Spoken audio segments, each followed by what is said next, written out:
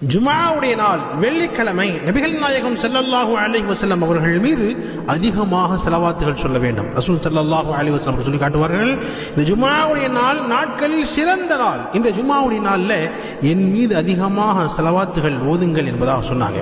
அதற்கு பிறகு சொன்னார்கள், இந்த ஜும்ஆவுடைய நாள் நீங்கள் ஓதக்கூடிய ஸலவாத்துகளை மலக்குமார்கள் என்னிடத்தில் எடுத்து காட்டுகிறார்கள் என்பதாக சொன்னாங்க. அதாவது இந்த முஹல்லாவிலிருந்து, இந்த ஊரிலிருந்து, இந்த வீட்டிலிருந்து இன்னார் ஜும்ஆவுடைய இந்த நாள்ல உங்கள் மீது நாயகமே இவர் ஸலவாத்து சொல்லியிருக்கிறார் என்பதாக மலக்குமார்கள் சொல்லுவார்கள். எனவே நாம் சொல்லக்கூடிய ஸலவாத்துகள் மலக்குமார்கள் நபிகள் நாயகம் ஸல்லல்லாஹு அலைஹி வஸல்லம் போய் சொல்லணும்னு சொன்னா நாம ஜும்ஆவுடைய நாள்ல அதிகமாக ஸலவாத்துகள் சொல்ல வேண்டும்.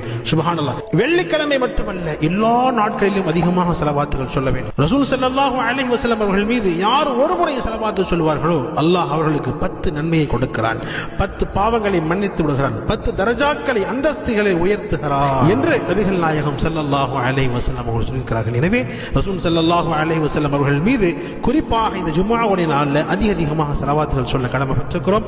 அல்லாஹும்ம ஸல்லி அலா முஹம்மதின் வ அலா ஆலி முஹம்மத் கமா ஸல்லைத அலா இப்ராஹீம் வ அலா ஆலி இப்ராஹீம் இன்னக ஹமீதும் மஜீத். அல்லாஹும்ம பாரிக் அலா முஹம்மத் வ அலா ஆலி முஹம்மத் கமா பாரக்த அலா இப்ராஹீம் வ அலா ஆலி இப்ராஹீம் இன்னக ஹமீதும் மஜீத்.